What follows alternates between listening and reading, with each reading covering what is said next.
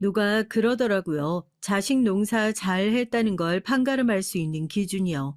자식이 얼마나 좋은 학교에 들어가고, 얼마나 좋은 직장에 들어가고, 얼마나 결혼을 잘하고 이런 것들이 아니라요.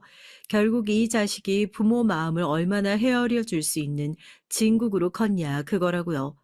사실 그렇잖아요. 평생을 헌신해서 키워놨더니 공부는 잘하고 다른 건 다 멀쩡한데 어떻게 하면 부모님 안 모시고 살 수 있을까 궁리하는 자식들도 많고요. 저희가 나중에 나이 먹고 몸도 마음도 힘이 없어지면 결국 어렸을 때 조금 잘 나가지 못하더라도 꾸준히 부모 얼굴 보겠다고 찾아오고 나 힘든 거 알아봐주는 자식을 부러워하게 된다는 거요. 자식들한테 무조건적으로 의지하겠다는 뜻이 아니고요. 부모 자식 간의 관계라는 건 결국 그런 거잖아요. 힘든 일이 있어도 서로 의지하고 기댈 곳이 되어주는 거요. 꼭 부모만 그런 버팀목이 되어주라는 법은 없겠죠. 저도 이제 막 고등학교에 올라가는 딸을 둔 엄마의 입장에서 요즘같이 딸이 든든할 때가 없습니다. 맨날 어리게만 생각했던 우리 딸, 엄마란 사람이 제대로 버팀목이 되어주지 못하는 것 같아 늘 미안한 마음밖에 없었는데 제 마음 하나 헤아려주는 사람이 없는 시댁에서 제 배 아파 낳은 딸만이 유일하게 엄마 마음 이해하고 한편이 되어주는 것이 고맙고 감사할 따름이에요. 어릴 땐 엄마가 제 역할을 제대로 하지 못해서 모자라서 딸이 다른 애들보다 너무 빨리 훌쩍 철이 들어버린 건 아닐까 미안하고 걱정스러울 때도 있었는데요. 이젠 자기가 엄마의 버팀목이 되어주겠다고 하는 딸 덕분에 용기 내어 사연을 보내게 됐습니다. 40대 중반이 다 되어가는 나이에요. 저도 특별히 잘날 것도 없고 남편도 특별히 잘날 것 없는 사람이었죠. 비슷한 처지였고요. 서로 모자라고 부족한 것도 없어서 결혼을 하겠다 다짐을 했었고요. 허나 남편과 제가 딱 한 가지 다른 점이 있다면 남편은 부족한 상황에 만족하며 사는 사람이었고 전 조금 억척스러운 면이 있었습니다. 시댁에 홀어머니 하나 있으세요. 물론 저 역시 잘날 거 없는 집안이었지만 홀어머니 모시고 사는 거 조금은 부담스러워하기도 했었죠. 평범한 시어머니였다면 그런 생각도 안 했을 겁니다. 시아버지께서 돌아가시기 전에 사업을 했다가 쫄딱 망한 것이 여태까지 두 사람이 힘들게 사는 주된 원인 중 하나라고 하더군요. 그런데 저희 시어머니 과거에 잘 나가던 시절만 기억하고 몸에 힘 빳빳하게 주고 사시는 분이었어요. 저희 친정에 이게 부족하니 저게 부족하니 하면서 결혼할 때부터 이것저것 요구해대는 시어머니 보면서 대체 뭐가 잘나서 저러시나 울컥했었던 적이 한두 번도 아니었죠. 우리 엄마 때문에 많이 피곤하지. 옛날에 아버지가 잘 나가실 땐 집에 일하는 사람도 있고 해서 살림도 제대로 해본 적 없으시고, 그때 기억이 너무 좋으니까 아직까지 그걸 못 잊어서 그러시는 것 같아. 이제 어머니도 이런 생활에 적응하셔야 할 텐데, 괜히 미안하네. 홀 시어머니의 가난한 시댁, 그저 그런 월급 받아오는 남편, 뭐 하나 특출나게 잘날 것도 없는 결혼 왜 했냐고요? 저도 마찬가지였고, 그때까지만 해도 남편은 정말 착했으니까요. 소개로 만난 남편은 사람이 어떻게 저렇게 욕심이 없을 수 있을까 싶을 정도로 참 순박했어요. 남편 말대로 과거에 잘 나가던 시절의 기억을 가지고 있는 사람이라면 지금 이렇게 된 상황을 원망하고 힘들어할 수도 있을 것 같은데 남편은 어쩔 수 없잖아 하고 허허 웃어 보였으니까요. 이 사람이랑 같이 살면 내 인생에서 아무리 힘든 상황이 와도 이렇게 허허 웃으면서 지나갈 수 있지 않을까. 그래 뭐니 뭐니 해도 사람 좋은 게 제일이다 하며 결혼 밀어붙였습니다. 어떻게 보면 그때 그런 선택을 한 것이 제 인생에서 가장 큰 실수일지도 모르지만요. 네가 무시하고 그럴 만한 집안 아니다. 옛날 같았으면 우리 아들 이렇게 부족한 집에 장가 보내지도 않았을 텐데. 아이고 억울해. 내가 진짜 속이 상하고 억울해가지고. 결혼식장에서 저희 부모님도 안 우시는데 혼주석에 혼자 앉아 연신 눈물을 찍어내던 시어머니를 보면서 저희 하객들이 얼마나 수군거리던지 제 얼굴이 다 화끈거릴 정도였죠. 그래도 결혼하고 나면 며느리 인정은 제대로 해주실 줄 알았는데 사람은 왜 나이를 먹을수록 자기가 가진 신념을 바꾸기 힘들다고 하잖아요. 여전히 뭐가 그렇게 억울해하고 속상해 하시던지요. 여보, 정말 미안한데 내가 원래 결혼하기 전에도 어머니한테 용돈을 꼬박 챙겨드렸거든.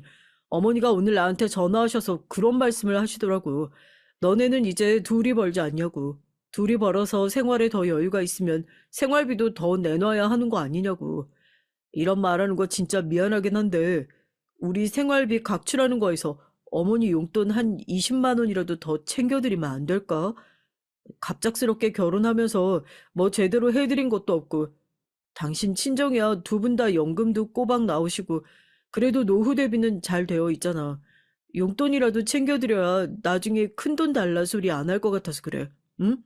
당신이 이해 좀 하고 도와주라. 어머님 시집 오시고 나서 일 한 번도 안 하셨다면서? 결혼하고 나서 갑자기 들이던 돈 뚝 끊어버리면 날 뭐라고 생각하겠어. 대신에 이것도 딱 아이 가지기 전까지만이야. 우리도 애 낳고 나면 들어갈 돈이 한두 군데가 아닌데 언제까지 어머님 용돈을 챙겨드리겠어. 그때도 용돈 더 드리고 싶으면 당신이 뭐 다른 일이라도 더 해서 챙겨드려. 그건 약속해. 그때 전 그냥 일반 회사에 다니고 있었고요. 남편은 자동차 정비소에서 일을 하고 있었어요. 기본급은 낮고 건당으로 계산해서 성과금을 받는 시기라 월급이 들쭉날쭉하고 수익도 고정적이지가 않았거든요. 그러다 보니까 남편이랑 전 결혼을 하고 나서 월급에서 저축할 돈을 제외하고 각출해서 생활비를 쓰고 있었고요. 결혼한 지 얼마 안 돼서 남편이 우물쭈물하며 먼저 어머님 용돈에 대한 얘기를 꺼냈습니다. 거기서 딱 잘라서 안 된다고 하면 하루아침에 아들한테 받던 생활비 끊긴 어머님이 절 뭐라고 생각하시겠어요. 이제 제가 경제권 꽉 틀어쥐고 내 용돈까지 뺏어가려고 하는구나.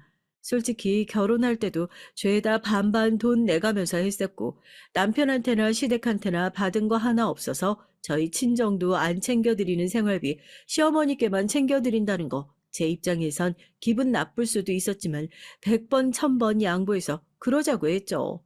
대신 딱 애기 생기기 전까지만요.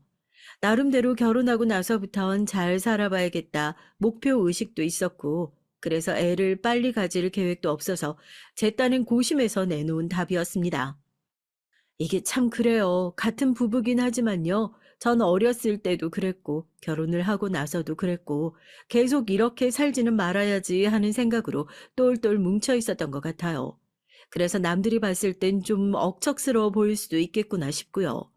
어디 야채를 한 단을 사도 이마트 저마트 비교해가면서 100원이라도 저렴한 곳에 가야 직성이 풀리고 가까운 거리인 그 버스비 얼마 하지도 않는 거 그거 아까워서 꼭 걸어 다니고요. 모든 엄마들이 그러겠지만 저도 이 가난을 자식한테 절대로 되물림하지 않겠다는 뚜렷한 목표가 있었거든요. 그런데 남편은 좀 달랐던 것 같아요. 결혼을 하고 집에서 빨래 해주고 밥 해주는 사람이 있으니까 더 퍼진다고 해야 되나요? 매일같이 싸우기도 많이 싸웠죠. 언제까지 남 밑에서 일만 할 거냐. 적어도 매달 꼬박꼬박 똑같은 월급이 들어오든 해야 안정적으로 먹고 살 수 있을 거 아니냐. 알겠다고 하는 것도 잠깐이에요. 잔소리 듣기 싫으니까 싸움을 빨리 끝내고 싶으니까 그냥 알겠다 알겠다 말만 하고요. 어머님한테 몰래 생활비 갖다 주다 저한테 걸려서 싸운 적도 있었고요. 제가 결혼한 지 5년 차가 됐을 때요. 전 회사 생활하고 그렇게 억척스럽게 아껴가면서 통장에 꽤나 많은 돈을 저축으로만 해서 모아놨거든요. 나름대로 비상금 같은 거였죠. 남편한테 말 안 하고 모아둔 이유도 별거 없었어요. 괜히 얘기 꺼냈다가 어머님 집이 뭐가 어쩌네, 혼자 사시는데 뭐 챙겨드려야 할 것 같네. 저 가지고 대리후도 시킬까 봐서 입 다물고 있었던 거고요. 이 돈은 한 푼도 허투루 쓰지 않고 오직 애 키우는 데 쓰려고 그렇게 차곡차곡 담아뒀어요.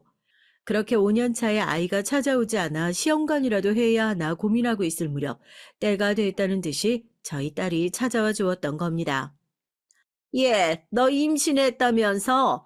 아, 넌 왜 그런 소식을 일찌감치 말하지 않고서는 네가 우리 아들한테 그랬다며. 애 낳고 나선 내 생활비 탁 끊어버리자고. 나도 애 키워봐서 네 마음 왜 모르겠니? 그런데다 손 벌리고 싶은 마음 나도 없다.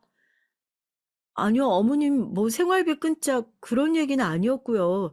어머님도 아시잖아요. 저희 형편이 그렇게 여유롭지도 않고, 저도 아이 낳고 어느 정도 기를 때까진 회사 생활 못할 것 같고, 여러모로 들어갈 돈 많으니까 예전만큼 생활비는 많이 못 챙겨 드릴 수도 있겠다 싶어서 미리 그런 얘기하며 상의 좀 해봤던 거예요. 너무 서운하게 생각하지 마시고. 서운할 것도 없다. 나도 일한 만큼 돈 받아가면 되는 거 아니니? 너 임신하고 배 무거워지면 살림은 어떻게 신경 쓸 거고, 우리 아들 밥은 누가 챙겨준다니? 뻑하면 자다가 깨가지고 애한테 이거 사와라 저거 사와라. 애 핑계 대면서 고생시킬 게 빤히 보이는데. 그럴 필요 없이 내가 그냥 너희 집으로 들어가서 살림 봐주마. 넌 아주 복 받은 줄 알아. 아, 시어머니가 나서서 이렇게 식모 역할 해주겠다고 하는 사람이 몇이나 있을 것 같니? 며느리가 아주 상전이지, 상전이야. 내가 일하는 만큼 월급 준다 생각하고 용돈 챙겨주면 너도 마음 덜 불편할 거 아니야. 안 그러니? 아이, 우리 아들한텐 내가 얘기할 테니까 신경 쓸 필요도 없고. 어머님, 상의도 없이 그게 무슨 말씀이세요? 저희 집 사정 뻔히 아시잖아요. 어머님 들어오시고 나면 편하게 지내실 방도 없어요. 아, 왜 방이 없어? 아, 내가 거실에서 누워서 잘 테니까 그런 거 신경 쓰지도 말아라. 애가 졌단 소식에 한달음에 저희 집으로 찾아오신 시어머니가 꺼내신 말씀은 축하한다는 얘기가 아닌 그러면 앞으로 내 생활비는 어떻게 하냐는 걱정이었죠. 거기서 끝났음 다행이게요. 지낼 방이 없다고 하는데도 막무가내로 내가 거실에서 지내면 되지 않냐. 안 그래도 나이 먹고 나니까 자식 끌어안고 살고 싶다. 말도 안 되는 소리를 하면서 집으로 들어오시려고 하더라고요. 결혼하면서도 합가를 해야 하네 말아야 하네 골치 아프게 했던 시어머니. 좁은 단독주택에 살아서 여기서 어떻게 세 식구가 같이 지낼 수 있냐 난색을 표했던 친정엄마 덕분에 겨우 분갈하고 있었는데 호시탐탐 집으로 들어오실 기회만 노리고 계셨던 겁니다. 남편 집으로 돌아오자마자 펄쩍 뛰며 당신 알고 있었냐 하니까 자기도 절대 모르는 일이래요. 임신한 몸으로 시어머니 눈치 보고 살란 얘기야? 난 절대 그렇게 못하니까 당신이 어머님께 잘 둘러대든 어쩌든 같이 못 지낸다고 얘기해. 알겠어? 남편은 정말 안 되겠냐, 그렇게 불편한 거냐, 제 눈치 살살 봐가면서 물어보고 전 딱 잘라 안 된다고 으름장을 놨었죠. 그리고 다음날 남편이 시어머니에게 무슨 말을 어떻게 전달했는진 모르겠지만 남편이랑 둘이 저녁 먹고 있는데 시어머니가 주먹으로 저희 집 문 쿵쿵 두들기면서 찾아오셨어요. 갑작스럽게 오신 것도 놀랐는데 오시자마자 거실에 털썩 주저앉으시더니 가슴을 치면서 펑펑 우시더라고요. 기가 막혀서 말이 안 나왔죠. 아이고, 이래서 아들 결혼 잘 시켜야 한다고 사람들이 그러더니만 어쩌다가 우리 집에 저런 게 들어와가지고, 하나밖에 없는 아들이랑 엄마 사이를 갈라놓으려고 들어. 내가 억울해서 정말 못 살겠다. 자식 어떻게 뒷바라지하면서 키웠는데 이렇게 지 엄마를 찬밥 신세를 만들 수가 있어. 너도 마찬가지야. 네 아버지가 하늘에서 이 모습 보시면 뭐라고 생각하겠니? 어? 너 이런 불효하고도 나중에 하늘 날아가서 아버지 얼굴 똑바로 볼 수 있겠어? 툭 하면 우시는 게 버릇이었던 시어머닌 거실에 주저앉아 발을 동동 구르면서 억울해 죽겠다고 나오지도 않는 눈물을 쥐어짜시는데 제가 거기서 어머님 죄송해요 그러면 어머님 모시고 살게요 냉큼 이래야겠어요? 진작에 시어머니 뻔한 수작이야 다 알고 있었고 이대로 밀렸다간 진짜 꼼짝없이 시어머니 눈치 보랴 애 보랴 하게 생겼으니까 으름장을 놨죠. 안 그래도 저희 세 식구 살기에도 빠듯한데 어머님이 아무리 서운해도 어머님 못 모신다고요. 그동안 이 사람이랑 약속했던 것도 있었고 어머님이 이렇게 갑자기 보따리 내놓아라 하시는 것도 전 솔직히 잘 이해가 안 돼요. 당신이 선택해. 어머님 정 모시고 살아야겠다 싶으면 이혼 도장 찍어줘. 난 애 데리고 나가서 살 테니까. 저도 나름대로 초강수를 던졌던 거예요. 제가 결혼하고 나서 5년 동안 남편과 시어머니의 짝짝꿍이 당한 게 얼마나 많았겠어요. 남편한테 그랬거든요. 한 번만 더 어머님이 이런 식으로 찾아오셔서 힘들게 하는 일 있으면 나 당신이랑 이혼할 거다 하고요. 그렇게 으름장을 놓으니까 남편도 그게 무슨 소리냐고 안 된다고 쩔쩔매고 우는 척하던 시어머니도 언제 그러냐는 듯이 입 꾹 다물고 너는 무슨 이런 일로 이혼 얘기를 꺼내냐고 괜히 버럭 화를 내시더라고요. 그래도 하나밖에 없는 아들 이혼남 만들기는 죽기보다 싫으셨는지 슬그머니 일어나셔서 저한테 그렇게 똑똑한 척은 혼자 다 하는데 얼마나 잘 사는지 두고 보겠다면서 말도 안 되는 협박조 얘기를 하시고는 쌩하니 집을 나가버리셨습니다. 나쁜 며느리가 된다는 것이 제 입장에서도 어디 그렇게 마음 편하기만 한 일이겠어요. 그래도 집안에 악역 한 명 있어야 숨통 트이며 살 수 있는 거잖아요. 그렇게 한 굽이 겨우 넘기고 딸애를 낳게 됐습니다. 그때 합가 안 한다고 이혼 얘기까지 들먹이면서 으름장을 놓은 것이 시어머니 입장에선 굉장히 괘씸했던 모양인지 애 낳고 나서 제 돈으로 산후조리원 들어가 있는데도 얼마나 비아냥거리셨는지요. 친정 엄마 옆에 뻔히 있는데도 산후조리원에 한달음에 달려오셔서 하신다는 소리가 그래요.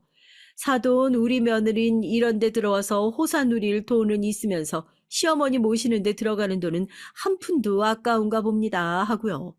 저희 친정엄마도 그 얘기 듣고 노발대발 하셨다니까요.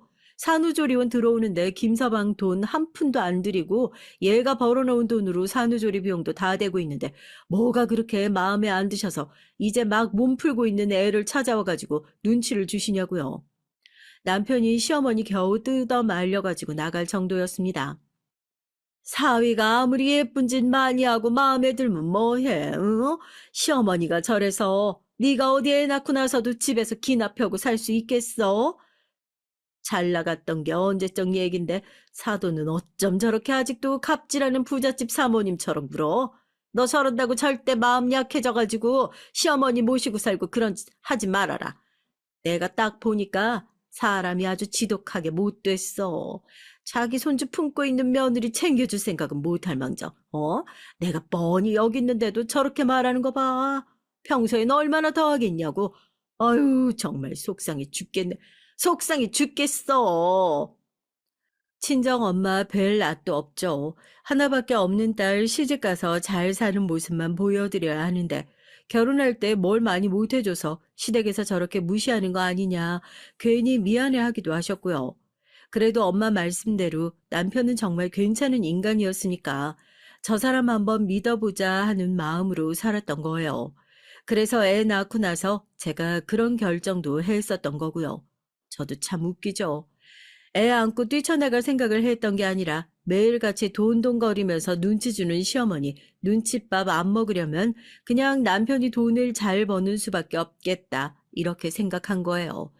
이제 애 아빠도 됐는데 언제까지 사장한테 치이고 손님한테 치이고 저렇게 어깨도 못 펴고 사나 하고요.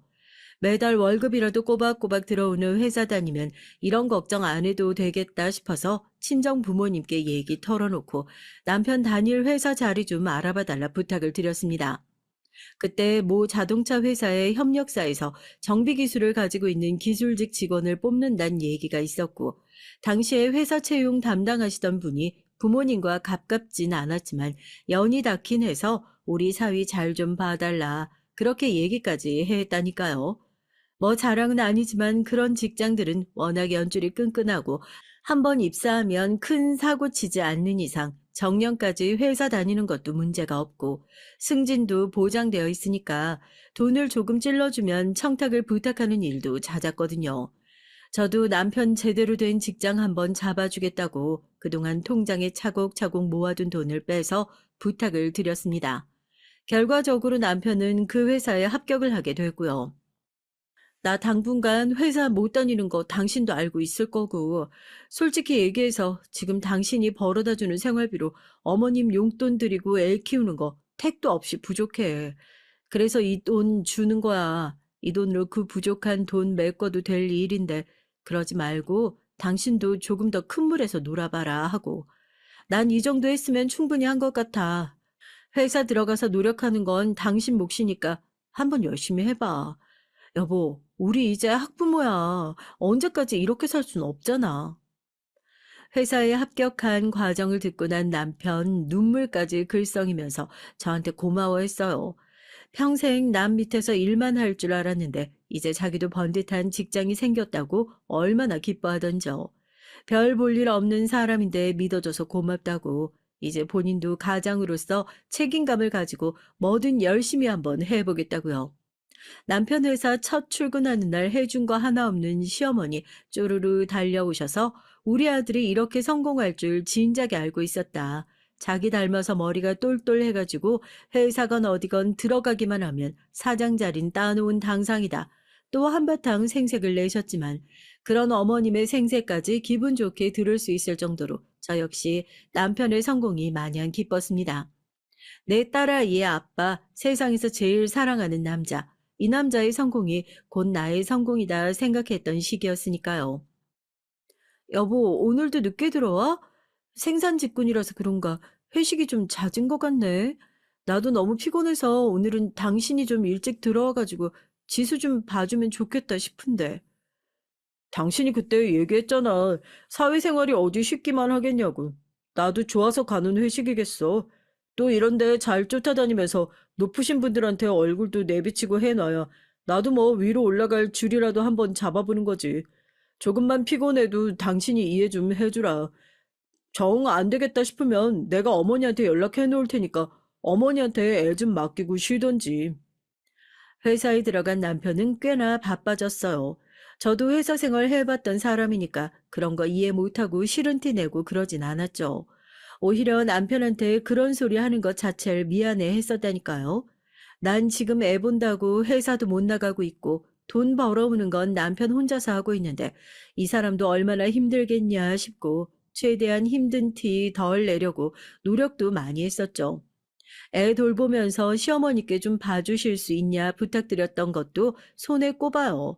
한번 애 봐주실 때마다 애가 이래서 힘들었네, 저래서 힘들었네, 얘기하는 것도 듣고 싶지 않고, 은근히 애 맡겨놓고 찾아올 때 뭔가 바라시는 눈치에 용돈 챙겨가는 것도 힘들고, 차라리 좀 죄송스럽긴 하더라도 친정에다 부탁하는 게 100배, 아니 1000배는 마음이 편했으니까요.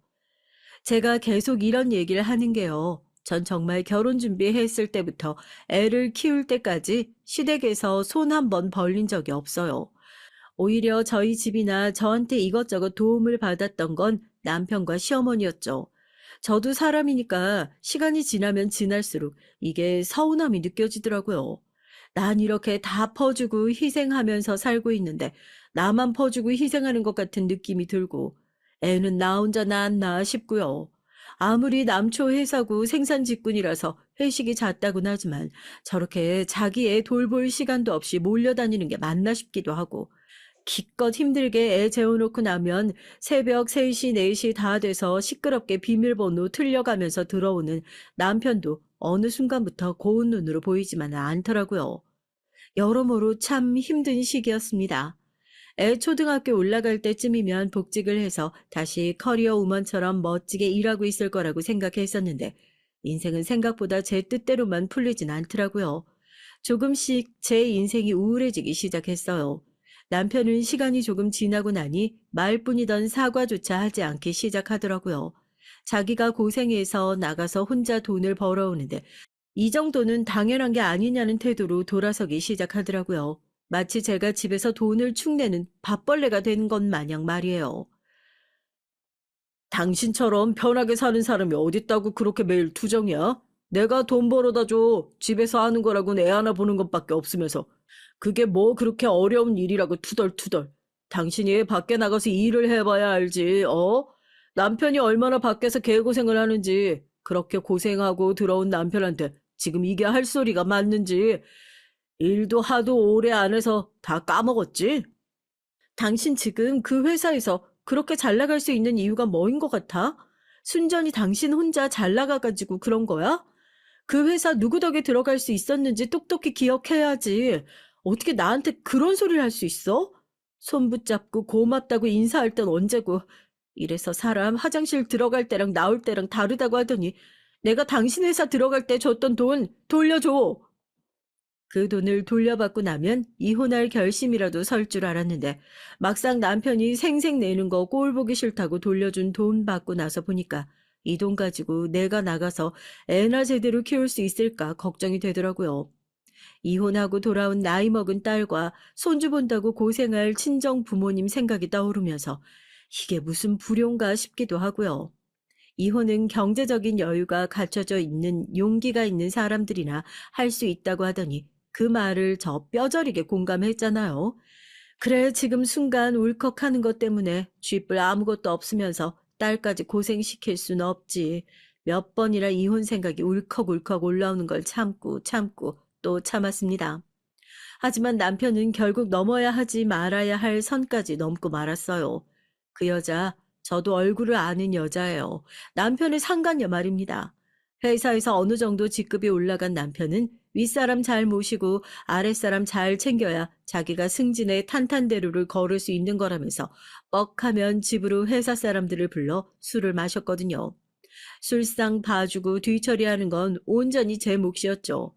남편 성공하는 데는 아내 내조가 8할이라나요? 집에서 하는 거 없으니 이런 거라도 도와야 한다는 남편의 가스라이팅에 저도 그냥 자포자기하는 심정으로 일을 했었던 것 같고요. 어머, 사모님이시죠? 부장님께 말씀 들었던 것보다 어쩜 더 미인이세요. 사모님은 참 좋으시겠어요. 회사에서 부장님이 다정하다고 얼마나 소문이 났는데요. 거기다가 사모님도 알고 계시죠? 지금 내부적으로 부장님 사장 승진 거의 확정된 거요. 얼굴 잘생겼지, 성격 좋으시지, 일도 잘하시지. 저렇게 완벽하신 분이 결혼하신 분은 누구일까? 다들 궁금해했어요. 언제 봤다고 절 처음 보자마자 살갑게 손을 잡고 팔짱을 끼면서 남편 칭찬을 늘어놓는 여자. 그런 이빨린 소리를 들어본 지도 하도 오래돼서 그런지 그땐 이상한 낌새 없이 마냥 착하고 밝은 여자구나 그렇게 생각했었어요. 직원들한테 앉으라고 얼른 음식 내오겠다고 부엌으로 들어가는데 남편이 저를 붙잡고 아주 신신당부하더라고요. 그 여직원 잘 좀 챙겨달라고요. 방금 들었지? 내부적으로 나 사장 승진 거의 확정된 상황이라고. 저 여직원이 아주 핵심 멤버야. 아버지가 이 회사 이사진 중에 한 명이라서 저기 입에서 나오는 얘기가 회사를 좌지우지한다고 그런 얘기가 있어. 승진하고 싶으면 그 이사님한테 잘 보여야 한다는 얘기가 있을 정도인데 꼬장꼬장한 노인네 어떻게 공략할까 나도 심란했거든. 내 말 무슨 뜻인지 알아듣지? 뭐 해달라는 거 있으면 얼른 가서 해주고 같은 여자끼리 신경 좀 많이 써. 얼굴 예쁘고 집안도 빵빵하구나. 목 늘어난 옷 입고 애 밥 먹이랴. 남편 회사 직원들 술상 챙기랴. 정신없이 움직인 저와는 비교가 되는 것 같은 모습에 속으로 좀 부러운 마음도 들었어요. 확실히 든든한 권력을 업고 있는 사람이라 그런지 그 많은 남자 직원들 안에서 주눅드는 기색도 없이 열심히 술잔을 부딪히는 여유가 있구나 했었죠. 그게 시작이었습니다. 엄마가 갑자기 아프다고 하셔서 친정에 좀 다녀와야 할 것 같은데, 모르겠어. 차 시간 봐서 저녁에 출발하든지 하려고. 혹시라도 일찍 나가게 되면 밥 차려놓고 갈 테니까. 장모님이? 내가 애도 아니고 뭐 밥 못 챙겨 먹을까 봐 걱정이야. 가서 언제 오는데? 모르겠어. 그래도 병원 모시고 왔다 갔다 해야 되니까 한 일주일은 있어야 하지 않을까 싶은데. 자세한 건 내려가 봐야 알 것 같아. 괜찮다 싶으면 오늘 하루만 자고 올라오려고. 당신 친정에서 시간 보낸 지도 오래됐는데 이참에 집안일 휴가 낸다 생각하고 일주일 동안 장인어른 장모님이랑 좀 길게 있다 와. 내가 방금 당신 생활비 통장으로 50만 원 더 붙였거든. 그래도 친정 내려가는데 빈손으로 내려갈 수 없잖아. 사골이든 뭐든 괜찮은 걸로 사가지고 내려가라고. 난 회사 일이 지금 워낙 바빠서 못 내려간다고. 너무 서운해하지 마시라고 얘기도 좀 전해주고 조심히 다녀와. 아무리 개차반 같은 남편이라고 하더라도 막상 이럴 때 되니 또 신경 써주는구나 싶어 내심 고마운 마음도 있었어요. 그렇게 전 딸을 데리고 친정에 내려가게 됐고 친정 엄마의 상태가 생각보다 좋지 못해서 병원을 왔다 갔다 하면서 3일이라는 시간이 훌쩍 가버렸죠.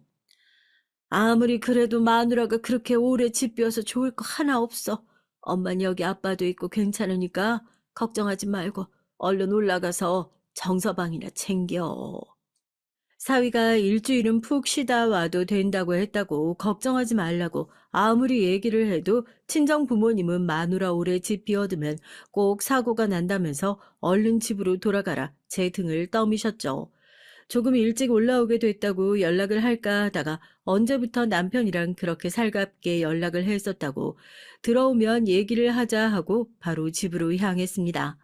정말 기분이 좋고 모든 것이 완벽했죠.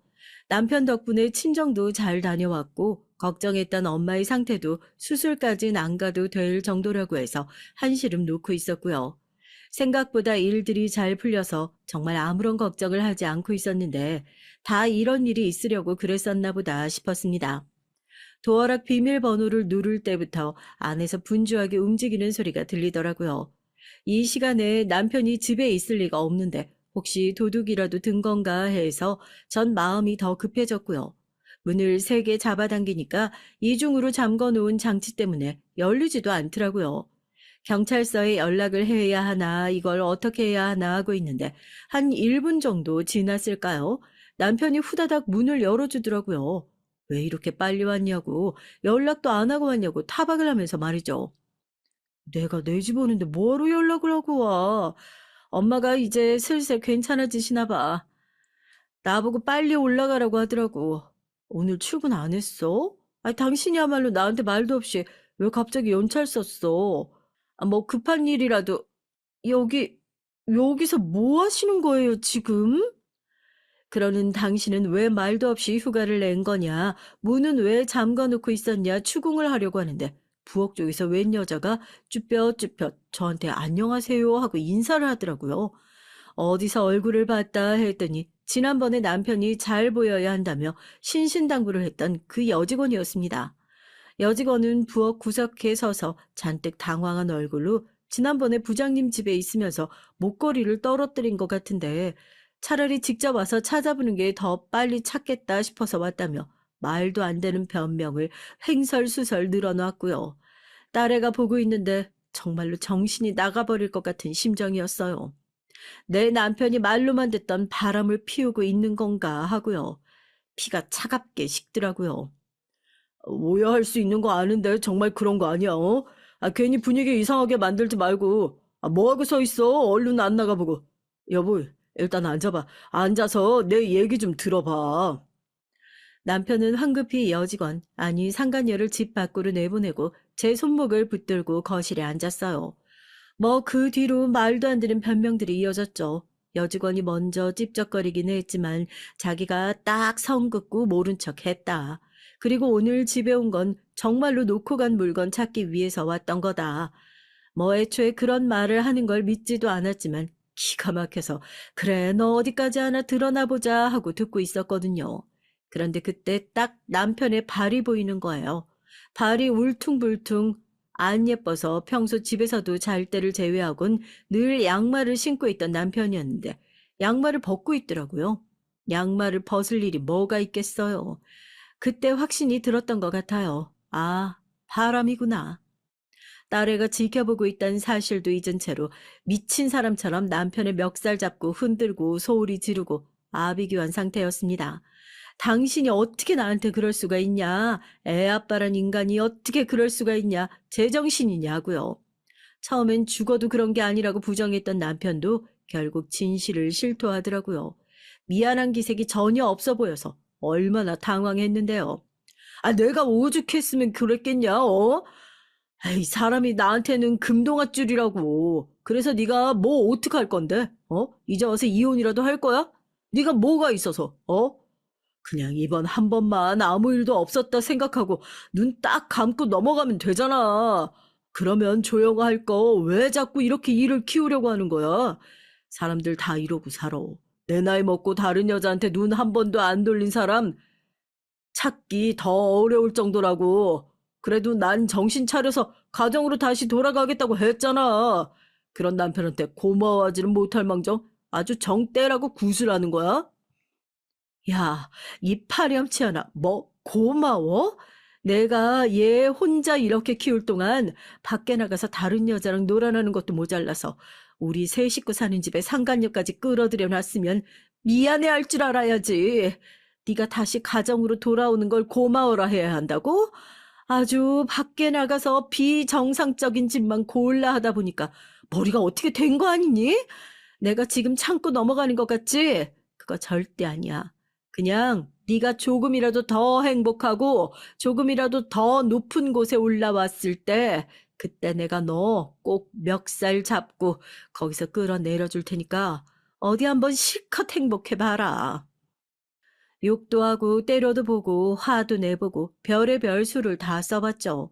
그렇다고 달라지는 게 뭐가 있겠어요. 남편은 이미 제가 모르는 사이에 질릴 만큼 그 여자를 만나왔을 거고 이제 와서 정신을 차리고 가정으로 돌아온다고 한들 껍데기뿐인 남편 끌어안고 사는 게 무슨 의미가 있다고요. 이거 정말 실제로 겪어보지 않은 분들은 절대 모르실 거예요.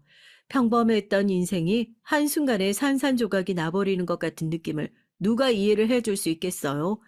내가 지금 애 데리고 이혼하고 나가서 살면 뭘 할 수 있을까? 그냥 누군가 그랬던 것처럼 남편을 돈 가져다 주는 ATM 기계 정도라고 생각하고 못 본 척, 못 들은 척 그렇게 살까 싶기도 하고요. 하지만 그런 비겁한 제 결심은 얼마 못 가 무너지고 말았습니다. 그것도 가장 끔찍한 방법으로 말이에요. 그날도 울컥울컥 올라오는 화를 주체하지 못하고 방에 들어와 혼자 조용히 속을 삭히고 있는데 누가 똑똑 문을 두드리고 들어오더라고요. 다름 아닌 제 딸이었습니다. 딸을 보자마자 미안하고 뭐라고 할 겨를도 없이 그냥 딸 붙들고 막 울었어요. 딸 얼굴 보자마자 죄책감이 확 밀려오더라고요.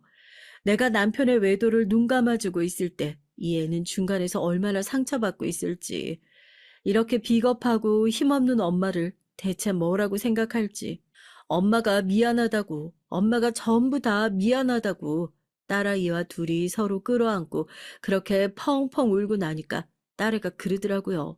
아빠한테 더 기대할 것도 없으니까 제발 이혼하라고요. 엄마한테 말을 못해서 그렇지. 아빠 저렇고 싸돌아다닌 거 하루 이틀 아니야.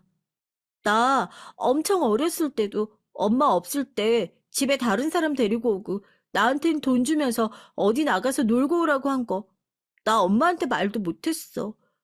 엄마, 아빠랑 왜 이혼을 못하고 있는지 모르겠는데 아빠 믿지 마. 아빠 절대로 안 바뀔 사람이야. 얼마 전에 아빠랑 할머니랑 통화하는 거 들었어, 나. 난 그냥 엄마가 하루라도 빨리 이혼했으면 좋겠어. 엄마가 상처받는 거 보기 싫다고. 오죽하면 그 어린애가 저한테 그런 소리를 했겠어요. 대체 무슨 소리를 들은 거냐 다그쳐 물었더니 딸의 입에서 나오는 소리는 충격적이었습니다. 시어머니와 남편은 사장으로 승진하는 시점에 절 집에서 내칠 준비를 하고 있었다고요. 상간녀 덕에 팔자에도 없는 사장 자리까지 앉게 되고 눈에 뵈는 거 없는 남편과 시어머니는 그동안 제가 시댁에서 얼마나 고생했는지 까맣게 잊어버리고 남편의 취임식 자리에서 상간녀를 앉힐 궁리를 하고 있었다는 겁니다. 그 얘기를 다른 사람도 아니고 다름 아닌 제 딸애한테 듣게 됐으니 얼마나 기가 막혀요. 엄마가 상처받을까 봐 계속 모른 척하고 아무것도 못 본 척하려고 했는데 아무리 생각해도 이건 아닌 것 같아. 엄마 이대로 당하고만 있을 거야? 아무리 그래도 이건 아니지. 그동안 엄마 완전히 바보 취급했던 사람들한테 찍소리도 못하고 이혼하는 게 그게 정말 맞다고 생각해? 아니, 난 그렇게 못해. 엄마가 뭐라고 하든지 그 사람들한테 내가 복수할 거야. 엄마 그동안 억울했던 거 내가 풀어줄 거라고. 이 어린애가 뭘 안다고 저 대신 복수를 하겠다는 소리를 하고 그냥 이 상황이 너무 원망스럽고 기가 막히기만 했어요. 그런데 딸의 말 틀린 거 하나 없었죠. 이대로 가다간 그간의 희생이고 뭐고 관계없이 남편이며 재산이며 내가 그동안 시집와서 지켜왔던 수많은 것들을 남편과 상간녀의 손에 고스란히 갖다 바치게 생긴 상황이었으니까요. 그렇게 딸애와 전 남편의 취임식을 완전히 뒤집어 엎어버릴 계획을 아무도 몰래 세우기 시작했습니다.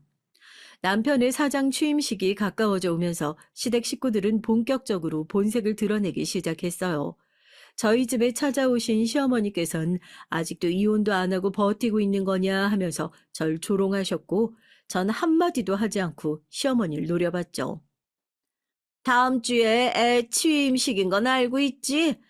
넌 그 자리 오지 말아라. 어차피 칼라설 마당에. 아, 왜 이렇게 잘 나가는 애 발목을 못 잡아서 안달이야. 너 지금 무슨 억하심정이 있어가지고 자꾸 이혼도 안 해준다, 뭐 한다 그러는 것 같은데 그렇게 사람이 악에 받쳐서 살면 너 나중에 그거 다 돌려받는다, 어? 어머님, 그게 무슨 말씀이세요? 누가 누구랑 이혼을 하고 이 사람 취임식에 누굴 앉혀요? 이 사람 거기까지 올라갈 수 있었던 게 다 누구 덕인데요? 제가 뭐라고 그 자리에 가지도 못한다는 거예요? 그게 이 사람 공이에요? 그거 다 제 공이에요. 내 아들이 잘나서지 누구 덕이긴 누구 덕이야. 아, 너 같은 청껏이 올 자리가 아니다. 남편한테 소방 맞은 여자라고 동네방네 광고하고 싶으면 꾸역꾸역 기어와 보든가 어디. 아, 너는 꼭 그래? 사람이 수치라는 걸 알아야지. 아이고. 진정으로 수치를 모르는 건 대체 누구냔 소리가 목구멍까지 왈칵 올라오더군요. 딸과 한 약속이 있어서 어디 한번 저 없이 상간녀 그 자리에 앉히고 얼마나 행복하게 취임식을 하는지 지켜보겠다 그랬습니다. 끝까지 악독하게 군다고 인상을 찌푸리는 시어머니를 보면서 속으로 이를 부득부득 갈았죠. 저 사람들이 나락에 떨어질 때 과연 어떤 표정을 하는지 지켜보자는 심정으로 말이에요. 그렇게 취임식 당일이 됐고 전 미리 예약해둔 메이크업샵에 가서 메이크업을 받았습니다. 어느 행사에 가시냐고 어떤 스타일로 해드릴까 물어보는 직원들한테 오늘 남편 상간녀 오는 행사 자리에 간다 이 얘기를 하니 가게 직원들부터 대표까지 눈에 불을 켜고 달려들어서 화장을 해주더라고요. 남편의 바람 소식에 내일 마냥 열을 내주시는 것은 만국 공통인가 봐요.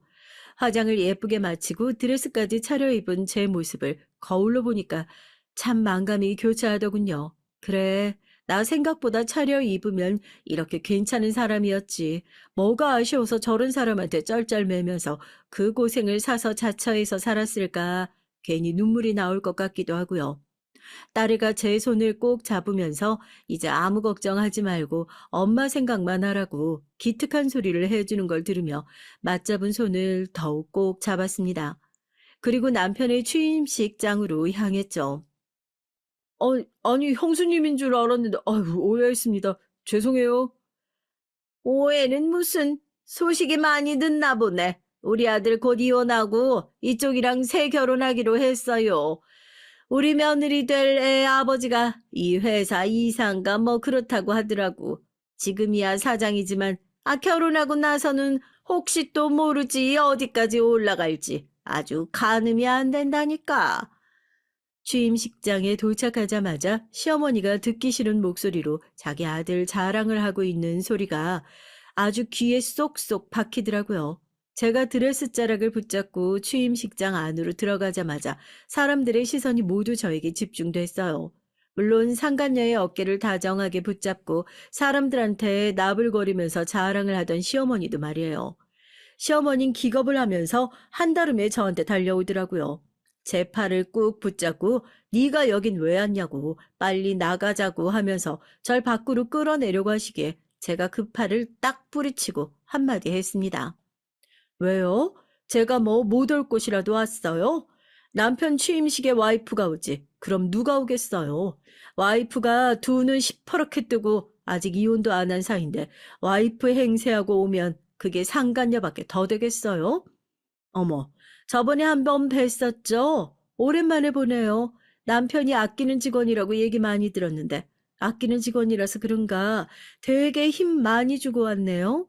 누가 보면 그쪽의 와이프라고 착각이라도 하겠어요. 미쳤어요? 누가 누구 보고 상간녀라고 그러는 거야? 어차피 곧 이혼할 주제에. 상간녀 소리는 한마디도 하지 않았는데 괜히 찔려 울컥한 상간녀 덕분에 행사장 안에 있는 사람들이 모두 저희 쪽을 쳐다보고 웅성거리기 시작했습니다. 상간녀는 사람들의 시선을 피해 제 남편과 함께 행사장을 빠져나가려고 했지만 행사장 밖에서 기다리고 있는 건 더 기가 막힌 광경이었죠. 누가 이딴 짓을! 야, 너 진짜 미쳤어? 내가 너 명예훼손으로 고소할 거니까 그런 줄 알아, 어? 행사장 밖엔 대문짝만한 현수막에 상간녀 땡땡땡이 만들어준 사장 땡땡땡의 취임식을 진심으로 축하합니다라는 문구가 써 있었거든요. 그 현수막이요. 정말 저도 모르는 거였어요. 시끄러운 행사장 밖으로 나와 걸려있는 현수막을 보고 저도 놀랐는데 사람들이 웅성거리는 틈 사이에서 상간녀는 제 멱살을 붙잡고 명예훼손으로 당장 신고할 거라느니 저 현수막 당장 떼라느니 고래고래 소리를 질렀죠. 그때 상간녀의 손을 붙잡은 건 다름 아닌 제 딸이었습니다. 아줌마, 왜 우리 엄마한테 지랄이야? 임자 있는 남자 건드릴 때 이 정도 창피 당할 거 예상도 못했어요, 그럼? 우리 엄마가 아니라 내가 붙인 건데 어쩔 건데요? 경찰에 한번 신고해봐요. 어차피 나 법적으로 처벌도 못할 나이라 그냥 아줌마 혼자 쪽팔리고 마는 거야. 우리 엄마 건드리는 사람 내가 가만히 안 둘 거니까. 아줌마는 앞으로 평생 불륜녀 꼬리표나 달고 거지 같은 우리 아빠 끌어안고 살 생각이나 하세요. 네, 그 현수막 다름 아닌 저희 딸애가 붙여놓은 거였습니다. 언제 저런 걸 다 준비했나 싶었는데 취임식에 온다는 얘기를 들었을 때부터 혼자서 준비해온 거란 얘기를 듣고 진짜 기가 막히고 미안하기도 하더라고요. 딸의 말대로 법적으로 처벌이 불가능한 나이라서 신고해도 별 소득이 없다는 걸 알게 된 상간년, 감히 제 딸아이를 건들려고 손을 번쩍 들었습니다. 하지만 제가 더 빠르게 그 앞을 막아서고 상간녀의 뺨을 시원하게 올려붙였죠. 어디 감히 내 딸한테 그 더러운 손을 함부로 올려? 야, 중학생도 아는 뻔한 사실을 어떻게 어른이 돼서 모를 수가 있어.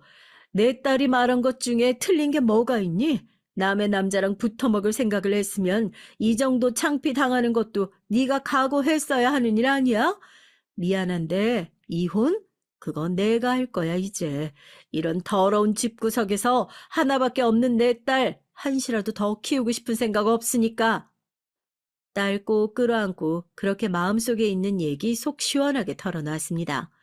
뒤늦게 상황을 확인한 시모가 남편 등을 밟고 올라가서 부랴부랴 현수막을 걷어내고 생쇼를 했지만 이미 알 사람들은 다 안 상황이었고요. 그렇게 남편 인생에서 가장 행복할 수 있었던 날을 완벽하게 망치고 속 시원한 복수를 할 수 있었답니다. 딸 덕분에요. 전 지금 이혼 소송과 상간녀 소송을 진행하고 있어요. 당연히 규책 사유는 남편 앞에 있었으니 양육권도 무사히 가져올 수 있었고요. 그놈의 이혼이 뭔지, 대체 뭐가 겁이 나서 그렇게 버티고 있었던 건지 다시 돌아간다면 딸아이가 조금이라도 덜 상처받을 수 있도록 빠른 선택을 할 걸 후회만 가득합니다. 그런 후회스러운 마음 계속 안고 살아가서 뭐 하겠어요. 후회스러웠던 날들만큼 이젠 딸아이랑 둘이서 행복하게 잘 지내보려고요.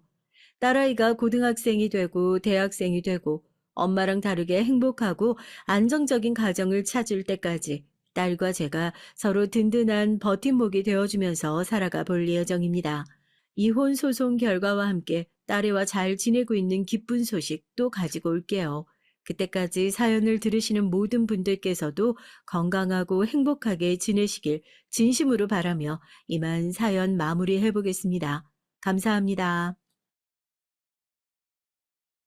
안녕하세요. 저는 이제 막 50대 아줌마입니다.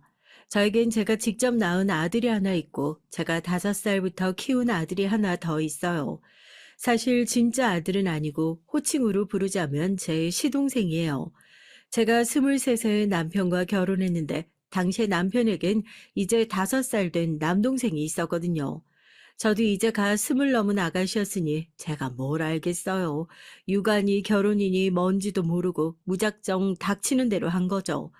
제가 서산 토박이에요. 저는 결혼 많은 이 시골 촌구석이 아니라 멀리 다른 도시로 가고 싶었죠. 그런데 부모님이 멋대로 동네에 아는 분께 부탁해 중매를 서게 하는 바람에 무작정 남편을 만나 몇 번 데이트도 못 해보고 곧바로 식을 올렸습니다. 그랬으니 남편네 집이 어떻게 생겼는지, 가족 관계는 어떻게 되는지 알 턱이 없었죠.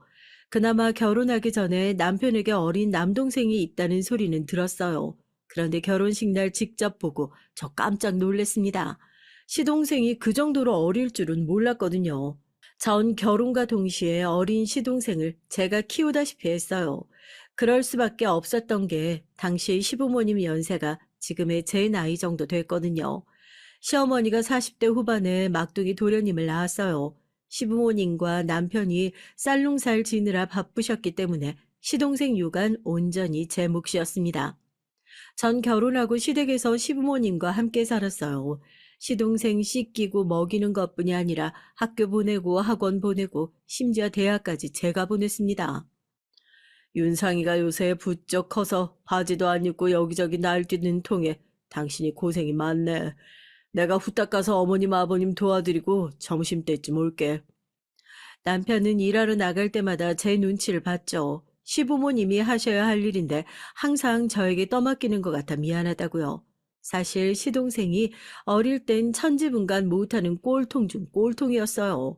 여름이고 겨울이고 그렇게 바지고 팬티고 안 입고 돌아다녀서 여기저기 다치는 건 일쑤였거든요. 그러다 보니 연세가 있으신 시부모님은 도저히 시동생을 감당하지 못하셨어요. 제가 혹여나 애 안 보고 밭에 일하러 나간다고 할까 새벽이면 시부모님은 후다닥 밭으로 나가버리셨습니다. 며느리인 제 아침밥까지 차려놓으시고요. 애도 젊을 때나 낳아서 키워야 서로 좋은 거지. 아이고, 이건 정말 다 늙어서 뭐 하는 짓인지 모르겠다. 그러게 우리 며느리 없었으면 저 망아지 같은 놈 의질 뻔했어. 우리 며느리가 있어서 아주 든든하다니까. 시부모님은 집에서 애 보느니 차라리 하루 더 나가서 일을 한다고 하셨어요. 시부모님 앞에서 말은 안 했지만 전 농사일이 더 끔찍하기 싫었습니다. 저희 친정 부모님이 평생 밭에서 일하는 모습만 보고 자라 그런지 농사라면 아주 지긋지긋했거든요. 매일 땡볕에 나가 하루 종일 허리 숙이고 움직이는데도 돈은 얼마 벌지도 못할 뿐더러 돈을 벌어도 저한테 떨어지는 거라곤 하나도 없었거든요. 심지어 집안에 항상 일손이 부족하다 보니 집에 있으면 부모님을 도와 농사일을 하는 걸 당연하게 여기셨죠. 제가 공부하고 싶다고 해도 공부는 무슨 공부냐고 하지도 못하게 했고요. 사실 제가 공부 욕심이 좀 있었어요. 제가 여고를 다녔는데 공부를 제법 해서 선생님이 서울에 있는 대학도 갈 수 있겠다고 했었거든요. 아이고, 아무리 세상이 바뀌어도 여자가 고등학교도 가고 대학도 가는 일이 흔해졌다고 해도 우리 집에서는 당치도 않은 소리다. 취직하기 싫으면 무조건 아버지 어머니 따라다니면서 농사나 지어. 괜한 헛바람 들지 말고. 아버지는 제가 대학 얘기를 꺼내자마자 노발대발 하셨어요. 이 시골 촌구석에서 농사 지어서도 5식구 간신히 사는데 대학을 어떻게 가냐고요. 고등학교라도 졸업한 걸 감사하게 여기라고 했습니다. 내가 가겠다고 우기는 게 아니라 선생님 말씀이 내 성적이면 무조건 갈 수 있다잖아요. 서울로 올라가게만 해주면 등록금이든 뭐든 내가 알아서 할 테니까 보태만 주세요. 말 같지도 않은 소리 하고 앉았네. 네가 무슨 재주로 서울에 올라가? 집도 구하고 등록금도 구한다니? 농사일 하기 싫으면 아버지가 좋은 남편감 찾아줄 테니까 그때까지 얌전히 집에나 붙어 있어. 제 말은 정말이지 씨알도 먹히질 않았습니다. 공부를 해봐야 대학에도 갈 수 없다는 사실을 알게 되자 전 모든 일에 의욕이 생기질 않았어요. 그때부턴 공부도 아예 하지 않았고요. 집안일도 마찬가지예요. 원래도 워낙 농사일을 싫어해서 항상 이 핑계 저 핑계 대면서 농땡이를 좀 부렸는데 고등학교 졸업하곤 내내 꼼짝도 안 했죠. 결국은 아버지가 급하게 여기저기 선자리를 알아와서 저희 시집 보내기로 한 겁니다. 저거 계집애가 몸이 저렇게 굼뜨고 게을러서 시집 가면 남편 밥이나 제대로 차려줄 줄 모르겠네. 너 시집 갔다가 소박 맞아도 안 받아줄 거니까 너 알아서 살아. 소박을 맞든 말든 내가 알아서 먹고 살 수 있으니까 아버진 걱정하지 마세요. 이 집으로 돌아올 일 없으니까. 으이구, 저거 말하는 꼬락서니 좀 봐. 내가 니년한테 얼마나 질렸으면 노처녀 큰딸 놔두고 왜 너부터 시집을 보내려고 이렇게 상하겠냐? 니년 집에서 내보내면 내가 아주 속이 다 후련할 것 같다. 제가 딸 셋 중에 둘째예요. 어머니 아버지는 어떻게든 아들을 낳아보겠다고 셋까지 낳았는데 셋째까지 딸이 나오니 어머니가 더는 못 낳겠다고 포기 선언을 하셨습니다. 아이를 낳는 당사자가 못 낳겠다고 하니 아버지도 더는 어쩌시질 못했지만 아들을 굉장히 원하셨어요. 이왕 아들을 못 낳으면 못 낳는 거지. 아버진 그걸 가지고 평생 어머니로 구박하고 딸 셋에게도 그렇게 모진 소리를 하셨습니다. 사실 어릴 땐 저도 절대 아버지가 원하는 대로 시집 가지고 싶진 않았어요. 평생 아버지 옆에 붙어서 귀찮게 해야지 했죠. 그런데 살다 보니 제가 아버지한테 질려서 시집을 와버렸습니다. 더는 아버지 잔소리가 너무 지겨워서요. 하지만 그렇다고 아무 집에나 시집 가고 싶었던 건 아니에요. 무슨 일이 있어도 농사 짓는 집은 싫었었는데 운명의 장난인지 친정에서 20분 거리에 또 농사 짓는 집에 와버리고 말았죠. 그래도 그나마 다행이었던 건 시부모님은 제게 농사일을 도우라고 강요하지 않았다는 겁니다. 사실 시어머니는 시동생을 제가 봐주는 것만으로도 고마워하셨어요. 시어머니는 뒤늦게 막둥이를 낳은 걸 가지고 동네 사람들이 쑥덕거린다고 생각하셨거든요. 그래서 시동생을 데리고 동네도 잘 안 다니셨어요.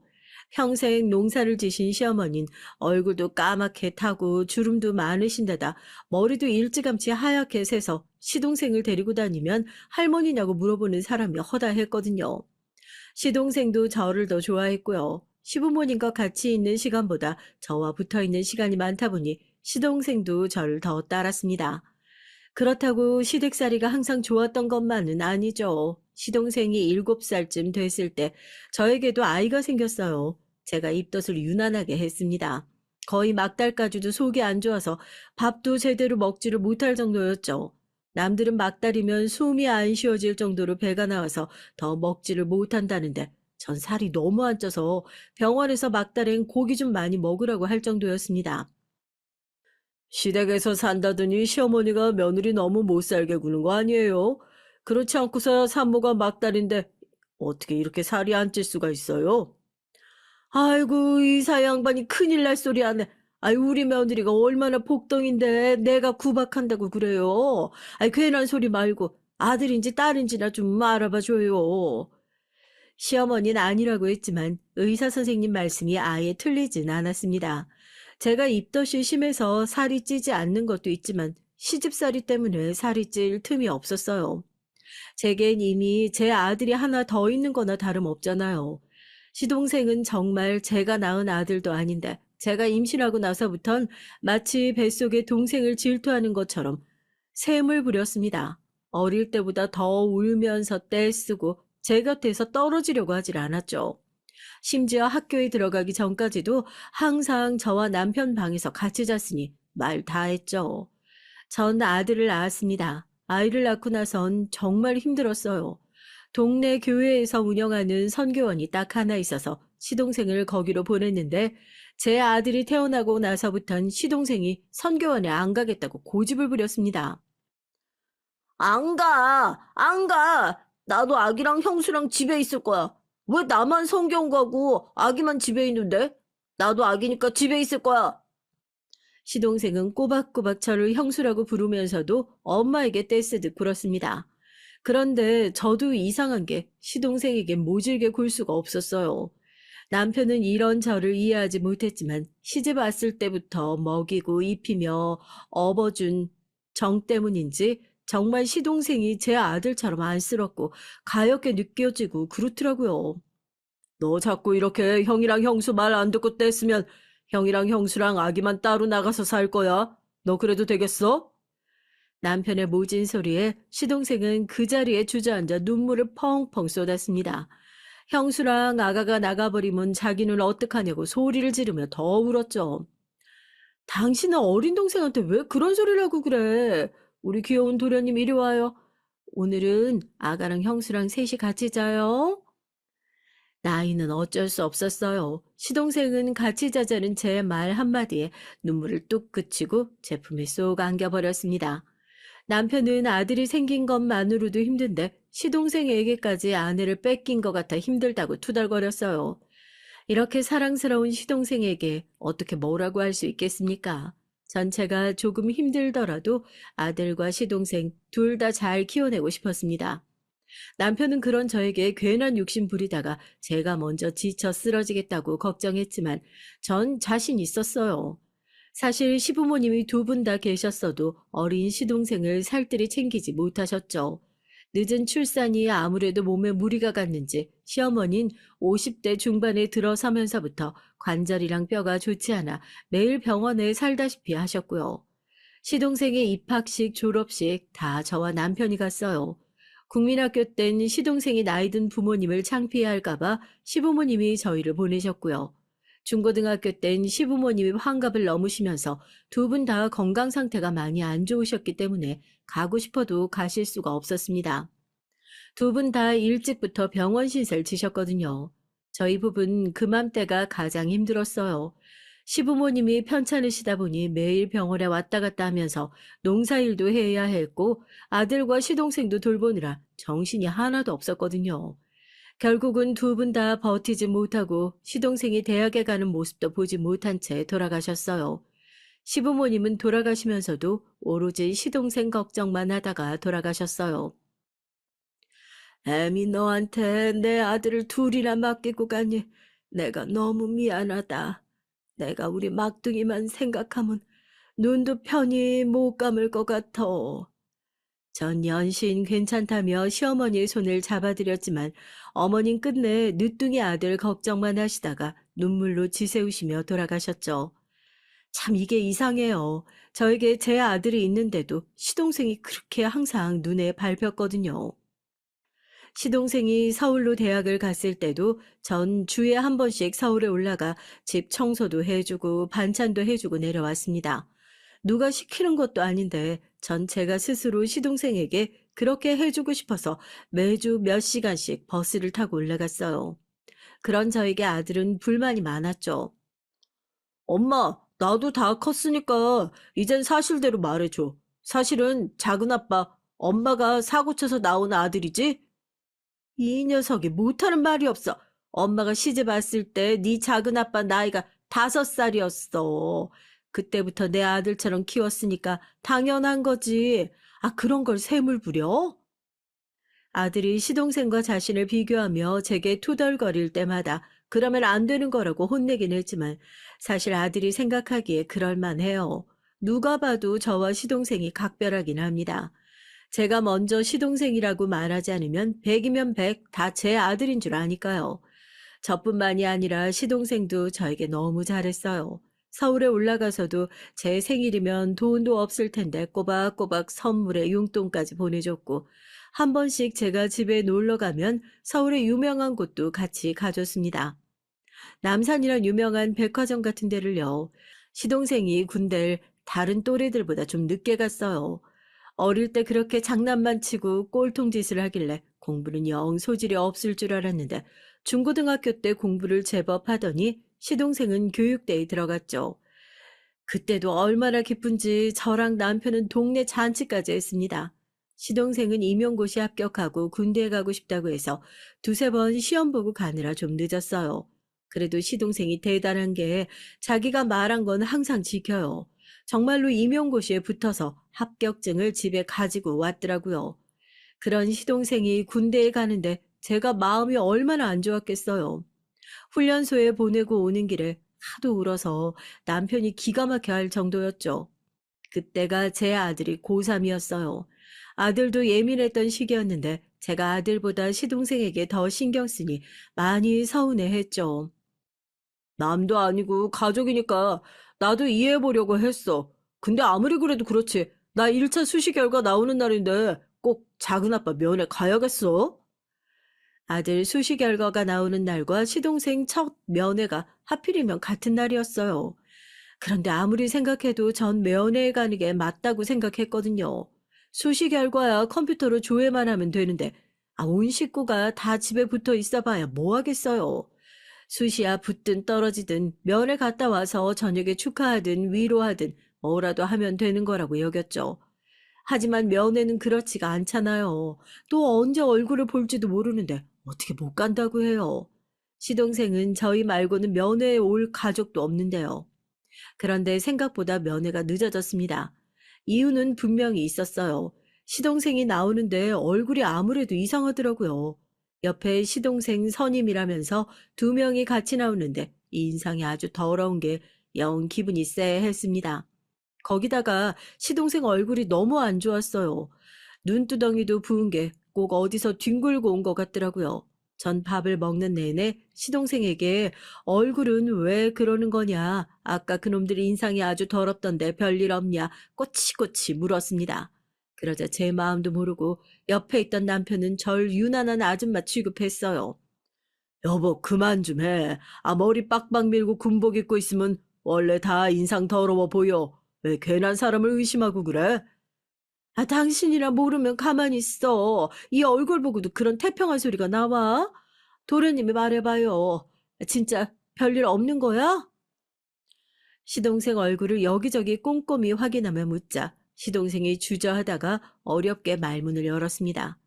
역시나 제 생각이 맞았어요. 조금 전 같이 나왔던 선임들이 같은 내무반을 쓰는 선임들인데 나이는 시동생보다 3~4살 어린데도 무지하게 괴롭힌답니다. 이유는 매일 다르대요. 어떨 땐 나이가 많다는 이유로 때리고 어느 날은 혼자 세상 편하게 임용고시까지 붙었다고 기분 나쁘다고 때린답니다. 처음엔 주먹이나 손으로 한두 대 툭툭 치는 수준이었는데 최근엔 손에 잡히는 걸 던지거나 벽으로 몰아 세워놓고 여기저기를 주먹으로 때렸대요. 시동생은 말하면서도 서러운지 눈물을 훔쳤습니다. 여러분은 20대 중반이 넘은 남자가 어린아이처럼 엉엉 우는 모습 본 적 있으세요? 정말 가슴이 아립니다. 도련님이기 전에 제가 어떻게 키운 자식인데 그런 일을 당하게 둔답니까? 전 그대로 부대로 돌아가 눈에 보이는 군인마다 불러서 다 얘기했어요. 내 자식이 군대 내에서 괴롭힘 당했다고요. 처음엔 별일 아니라는 듯 신경도 안 쓰던 군인들이 제가 고래고래 소리를 지르자 주변에 있던 면회를 온 다른 보호자들까지 동요하니 잠시 뒤 조금 높아 보이는 군인 한 명이 와서 상황을 묻더군요. 전 군인이고 뭐고 간에 시동생에게 들은 대로 다 얘기했어요. 그러자 그 군인이 저에게 죄송하다고 사과를 하더군요. 그러고는 부대로 들어가 바로 확인하고 적절한 조치를 바로 치룰 테니 걱정하지 말라고 했습니다. 그러고 시동생을 데리고 들어갔어요. 군부대 안으로 들어가는 시동생의 뒷모습을 보는데 정말 눈물이 펑펑 쏟아지더라고요. 정말 이대로 군부대를 두고 돌아가도 되나 싶어서요. 남편과 집에 돌아가는 동안 둘 다 마음이 착잡해서 말도 한마디 하지 않고 돌아왔어요. 그래서 아들에게 부재중 전화가 와 있는지도 몰랐습니다. 그런데 집에 돌아왔더니 거실이 난리가 났더군요. 아들이 마음이 많이 상했는지 옷이며 책을 다 던져 난리를 쳐놨어요. 그 모습을 보자마자 전 순간 화가 나서 아들에게 화를 냈죠. 이게 뭐 하는 짓이냐고요. 엄마, 아빤 나보다 작은 아빠가 더 중요하지. 그게 아니면 어떻게 이럴 수가 있어. 나 오늘 발표하는 대학 가고 싶어 했던 거 뻔히 알면서 어쩜 이렇게 관심이 없을 수가 있어. 그때까지도 전 수시에 떨어졌다면서 화를 내는 아들이 이해가 안 됐습니다. 그 일보다 시동생에게 벌어진 일이 더 가혹하고 슬프다고 생각했거든요. 이 자식이 어디서 철딱선이 없는 소리 하고 있어. 아직 수시가 다 끝난 것도 아니고 떨어졌으면 열심히 공부해서 수능 잘 볼 생각을 해야지. 너 속상하다고 부모 앞에서 이 난리를 치고 소리를 질러? 당장 방에 안 들어가. 어쩌면 그날 제가 생각을 잘못했는지도 몰라요. 시동생 때문에 조금 속상했어도 그 일은 잠시 접어두고 아들을 위로해줬어야 했는데 제가 너무 제 감정만 앞세웠습니다. 그날 이후 아들은 저를 봐도 모른 척 했어요. 일절 학교에서의 일이나 대학 관련 일들을 저에게 상의도 하지 않았죠. 전 막연하게 저러다 말겠지라고 단순하게 생각했는데 그게 아니더라고요. 고3 될 때까지 한 번도 속썩인 적 없었던 아들이 뒤늦게 사춘기가 왔는지 삐뚤어지기 시작했습니다. 그러던 어느 날이었어요. 아들 학교에서 연락이 왔는데 아들이 수시 접수를 안 하겠다고 고집을 피운대요. 전 왜 수시 접수를 안 하려고 하는지 되려 선생님에게 물었습니다. 그때까지도 전 당연히 수시 말고 정시에 올인할 생각인가 보다 했죠. 어머니, 아직 모르셨어요? 준영이 대학 안 가고 바로 취직할 거라고 하던데요. 아무래도 지금까지 한 게 있는데 전 준영이 성적이 너무 아까워서 계속 설득하고 있어요. 근데 자꾸 대학을 안 간다는 소리만 하고 다른 소리는 일절 안 하더라고요. 혹시 댁에 무슨 일 있으신가요? 아들의 담임 선생님은 저에게 조심스럽게 혹시 집에 무슨 일이 있는 게 아니냐고 물었습니다. 전 특별한 일은 없다고 아들 준영이와 얘기해 보겠다고 하고 전화를 끊었어요. 전 아들이 올 때까지 거실에 앉아 전전긍긍하고 있었습니다. 사춘기가 뒤늦게 오는 애들이 더 무섭다는데 우리 아들이 그런 케이스인가 싶었죠. 그런데 집에 돌아온 아들은 생각지도 못한 소리를 했습니다. 아들이 집에 도착하자마자 왜 선생님께 대학에 안 가겠다고 했냐고 제가 따져 물었더니 쌩한 얼굴로 참견하지 말라는 소리만 하더군요. 저는 순간 예전에 저희 아버지에게 제가 했던 말들이 떠올라 소름이 돋았어요. 이래서 피는 못 속이나 싶었죠. 전 방으로 들어가려는 아들 녀석을 잡아 간신히 거실에 앉혔습니다. 그리고 엄마와 얘기 좀 하자고 했죠. 아들이 아무 말 안 하고 입을 꾹 다물고 있길래 전 최대한 마음을 다잡고 다시 한번 물었어요. 학교에 무슨 일 있냐고. 아니면 왜 갑자기 대학에 갈 생각이 없어진 건지 말해달라고 했죠. 그러자 아들이 코웃음을 쳤습니다. 나 대학 안 가. 고등학교 졸업하는 대로 돈 벌어서 하루라도 빨리 이 집에서 나갈 거야. 아들 말이 우리 집을 벗어나기 위해 대학을 안 간다고 돈을 번다네요. 전 당황해서 절로 말을 더듬었습니다. 그게 무슨 소리냐고요. 그러자 아들이 낮은 한숨을 몰아쉬더니 제게 답답하다는 듯 얘기하더군요. 나 작은 아빠 고3 때 다 기억나. 엄마가 어떻게 했는지. 나 초등학생이었는데도 엄마가 밥은 안 차려주고 매일 쏘다니면서 작은 아빠 학원 알아보고 저녁이면 학원 앞에 데리러 가고 그랬지. 그때 나한테 뭐라고 했어? 작은 아빠한테 중요한 시기니까 그러는 거라고 했잖아. 그래서 나도 당연히 기대했어. 나도 고3 되면 엄마가 똑같이 해주겠구나. 저는 순간 머리를 퍽 하고 두드려 맞은 것 같았습니다. 아들 말에 그때 일이 번쩍 떠올랐거든요. 아들 말이 맞았습니다. 시동생의 교대에 가고 싶다는 말 한마디에 전 누구보다 열심히 서포트를 했어요. 그땐 지금보다 조금 더 젊기도 했고 남들은 다 부모가 알아서 해주는데 시동생만 혼자 쩔쩔매고 있는 게 안쓰러웠거든요. 그런데 아들이 고3에 되곤 제가 너무 신경을 안 쓰기는 했죠. 오히려 서울에 혼자 사는 시동생이 걱정돼서 주말마다 반찬 해 나르기 바빴죠. 그제야 저는 정신 차렸습니다. 저에게 뭐가 중요한지 우선순위를 새까맣게 까먹고 살아왔구나 하는 생각마저 들었죠. 전 아들에게 미안하다고 사과했어요. 제가 어쩌면 정말로 시동생을 제 아들로 여기고 아픈 손가락 정도로 생각한 것 같다고요. 전 아들을 안아주었습니다. 그리고 앞으로는 아들에게 집중하겠다고 약속했어요. 진심이었습니다. 시동생은 이제 다 큰 성인이에요. 만약 제 자식이었어도 그 나이면 확실히 독립시키고 간섭하지 말아야 하는데 제가 너무 과하게 굴었다는 걸 알았죠. 전 그때부터 달라지기 위해 노력했습니다. 시동생이 저를 필요로 할 때까진 조금 멀리서 지켜보고 제 아들에게 집중하기로 했죠. 그래도 아들과 더 멀어지기 전에 화해해서 다행이었습니다. 아들이 절 이해해 줬어요. 수시도 다시 쓰기로 했고요. 아들은 수시로 좋은 결과를 내지 못해서 정시에 올인했습니다. 아들은 무조건 서울에 있는 대학에 가고 싶어 했어요. 하고 싶은 것도 좋아하는 것도 없지만 무조건 서울에 있는 대학에 가고 싶다고 했습니다. 어쩜 그런 점까지 저를 빼다 박았나 싶었죠. 전 서울로 대학을 가지 못했지만 아들만은 무슨 수가 있어도 서울로 보내기 위해 부단히도 노력을 했어요. 서산 시내의 유명한 학원이라면 학원은 다 알아봤고 과외까지 다 알아봤죠. 남편 말이 전 참 중간이 없는 사람이래요. 시동생한테 집중하느라 아들 나 몰라라 했을 땐 아무것도 신경 안 쓰더니만 밀어주겠다고 작정하니 아주 집안 돌뿌리까지 다 뽑아다 줄 기세라고요. 전 남편이 비아냥거리는 소리도 들리지 않았어요. 지금까지 제가 강구하고 있던 일을 만회하기 위해 사력을 다했죠. 아들은 목표대로 정말 간신히 서울에 있는 대학에 붙었어요. 과도 정말 점수에 맞춰서 지원하는 바람에 뭘 하는 과인지도 입학하고 나서야 알았습니다. 시동생이 서울로 대학을 가면서 남편이 서울에 작은 투룸 아파트를 하나 사줬어요. 그때도 남편은 전세로 해주면 되지 뭐로 매매까지 하느냐고 했지만 제가 그러자고 했습니다. 시부모님이 돌아가셨을 때 시동생이 성인이 아니었으니 시부모님은 장남인 남편에게 모든 재산을 남겨주고 가셨거든요. 물론 저희를 믿고 시동생에게 알아서 잘 나눠줄 거라 여기셔서 하신 일이었지만 전 항상 마음이 무거웠어요. 그래서 시동생이 성인이 되고 독립해서 나갈 때 이때다 싶어 아파트를 시동생의 명의로 샀습니다.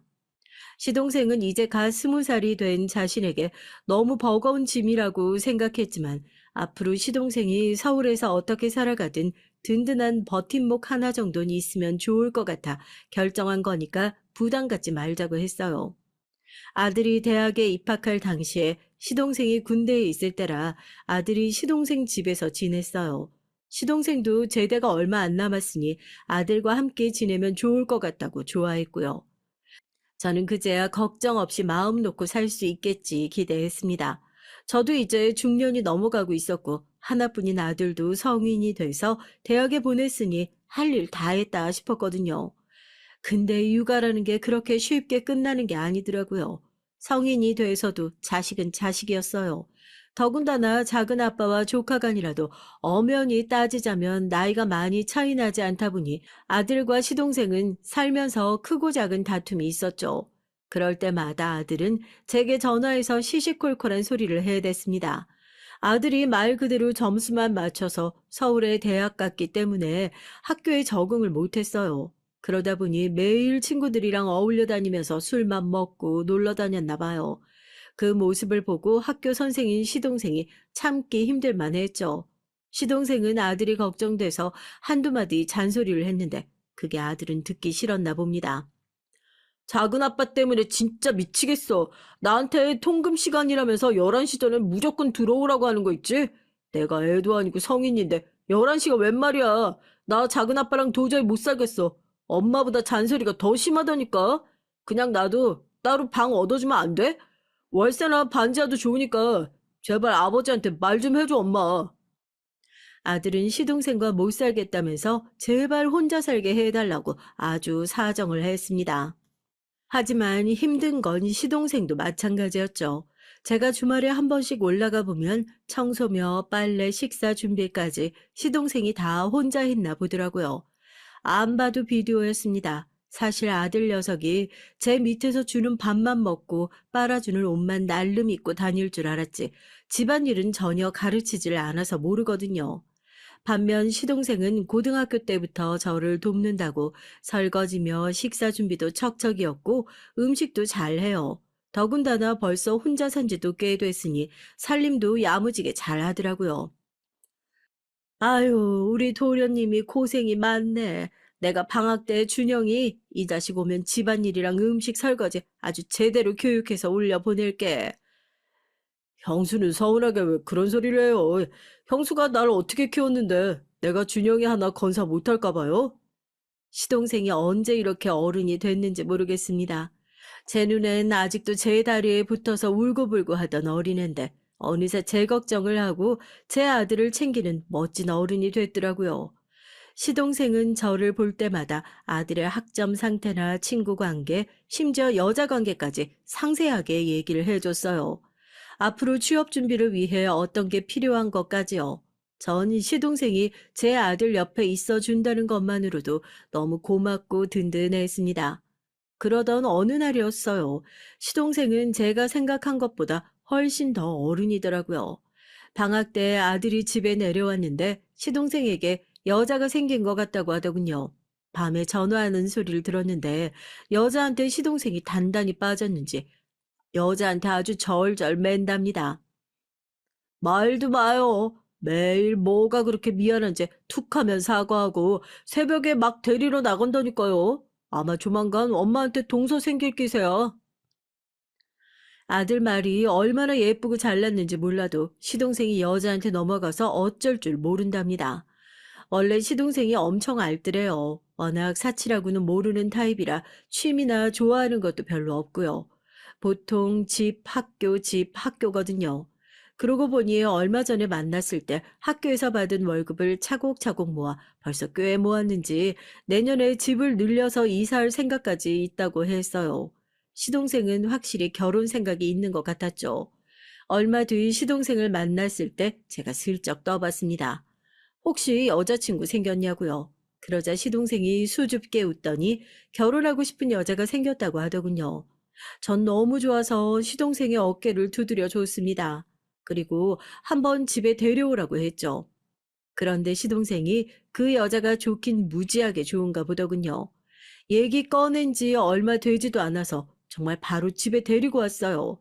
심지어 하루라도 빨리 결혼 날짜를 잡고 싶다고 하더라고요. 두 사람은 학교에서 같은 교사로 만났고 벌써 연애한 지도 1년이 다 되어 간답니다. 형수도 알잖아요. 저 2년만 만나면 일찍 결혼해서 젊은 아빠 되고 싶었던 거. 유리랑 결혼하면 정말 잘 살 수 있을 것 같아요. 제가 아무리 시동생을 사랑으로 키웠다고 해도 시동생에겐 알게 모르게 외로웠던 순간이 있었을 거예요. 그래서 그런지 항상 빨리 가정을 만들고 싶어 했죠. 시동생이 저 정도로 좋아하는데 전 더 볼 것도 없다고 생각했어요. 이것저것 따지지 않아도 제가 믿고 사랑하는 시동생이 선택한 사람이니 무조건 좋은 사람일 거라고 확신했죠. 그런데 제 착각이었습니다.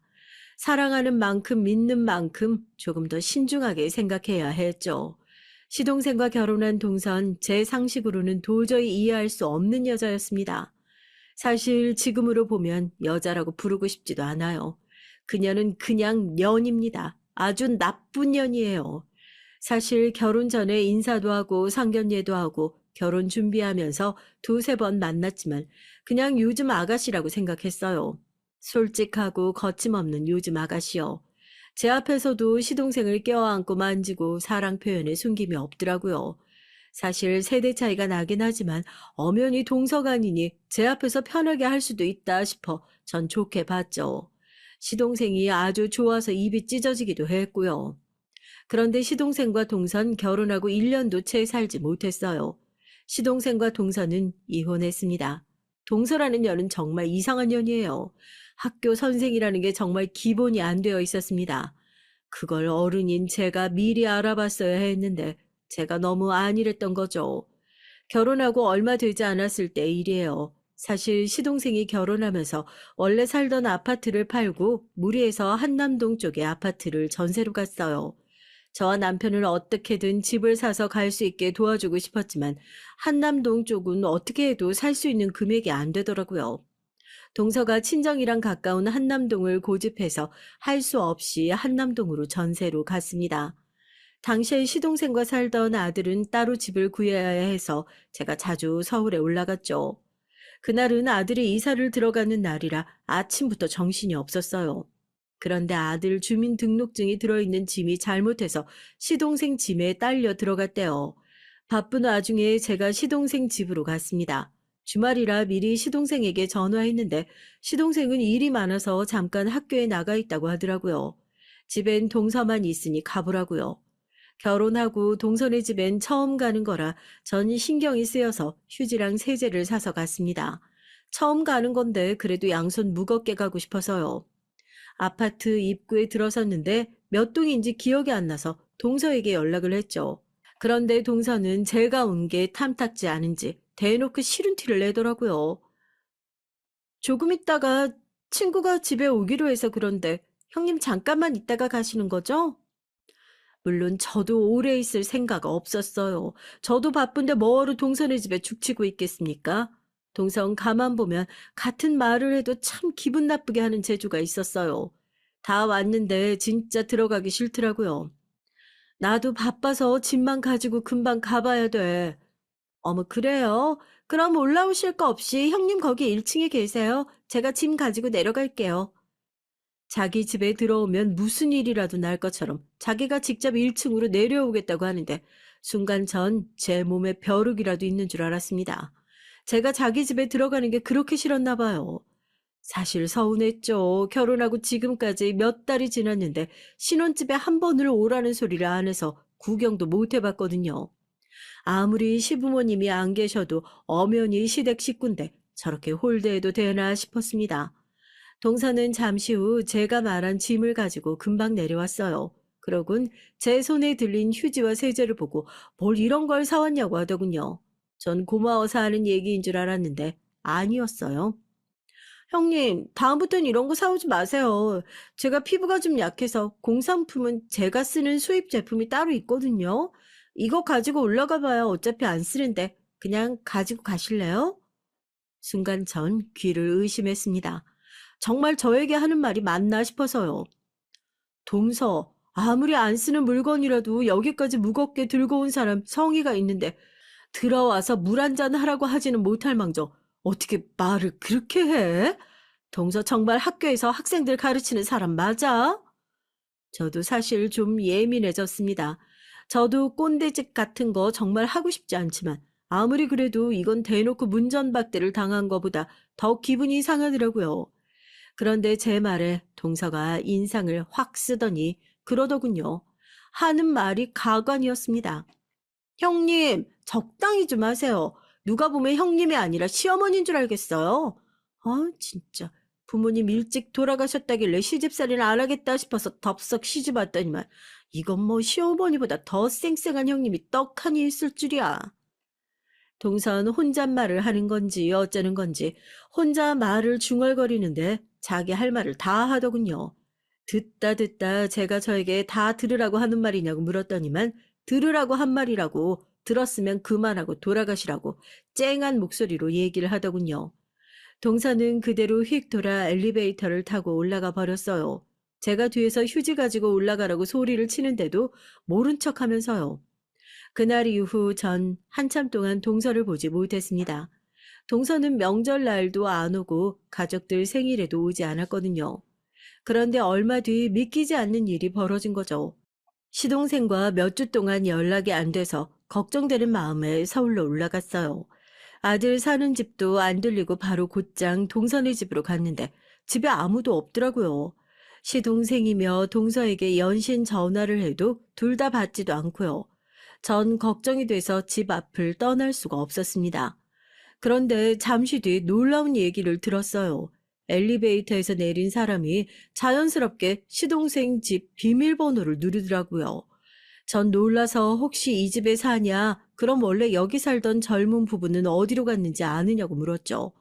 전 일절 들은 소리가 없었으니까요. 그런데 시동생 집으로 들어가려던 사람 말이 자기도 딱 일주일 전에 이사 왔다는 겁니다. 전에 살던 사람들 일은 모르고요. 전 놀라서 아파트 단지 안에서 부동산을 쫓아갔어요. 시동생 집 구할 때 단지 안에 부동산에서 계약했단 소리를 얼핏 들은 것 같아서요. 그런데 부동산 사장 말이 더 기가 막혔습니다. 시동생이 얼마 전에 전세 연장을 안 하고 나갔다고 하더라고요. 그러면서 하는 말이 입이 떡 벌어졌어요. 그 집에서 난리가 나서 동네 전체가 시끄러웠는데 저더러 오히려 몰랐냐고 되묻더라고요. 거기 새댁 바람 나서 한바탕 난리 났었어요. 이걸 바람이라고 하는 게 맞나 나도 모르겠는데 글쎄 결혼 전부터 그 근처에 헬스장 하는 남자랑 사귀었던 사이였는데 결혼하고도 출근 만나고 그랬나 봐요. 근데 며칠 전에 딱 걸린 거지. 그 헬스장 놈이 신혼집에까지 매일같이 드나들었나 보더라고요. 전 순간 말문이 막혀서 할 말을 잃었습니다. 글쎄 동서년이 시동생과 헬스 트레이너 놈이랑 양다리를 걸치다가 조건이 더 나은 시동생과 결혼한 거예요. 양다리 걸치다가 결혼까지 했으면 정신 차리고 똑바로 살 노릇이지. 이 양심 없는 년이 결혼은 우리 동생이랑 하고 연애는 트레이너 놈이랑 쭉 이어간 거죠. 집까지 끌어들여서요. 전 순간 신혼집에 왔던 날이 떠올랐습니다. 제가 사온 휴지랑 세제도 나 몰라라 하고 집에 올 손님이 있어서 올라가 봐야 한다고 엉덩이를 실룩거리며 들어가던 동서의 뒷모습이요. 저도 이렇게 속이 상하는데 시동생은 어땠을지 생각하니 속이 찹찹했어요. 전 고민 끝에 시동생이 일하는 학교로 갔죠. 학교 근처에서 수업 끝날 때까지 기다렸다가 겨우 시동생을 만났습니다. 교문 밖으로 시동생이 나오는데 얼마나 마음고생을 했는지 바싹 말라서 터덜터덜 나오더라고요. 군대 첫 면회 갈 때가 떠올라 저절로 눈물이 쏟아졌습니다. 저는 애써 시동생이 보기 전에 눈물을 훔치고 웃으며 시동생에게 달려갔죠. 고생했어. 너무 고생했어. 시동생을 안아주며 등을 쓰다듬었습니다. 인생 살다 보면 별 쓰레기 같은 것들을 다 만나기도 한다고 애써 위로했죠. 그리고 그 나쁜 년 천벌받을 거라고 악담을 퍼부었습니다.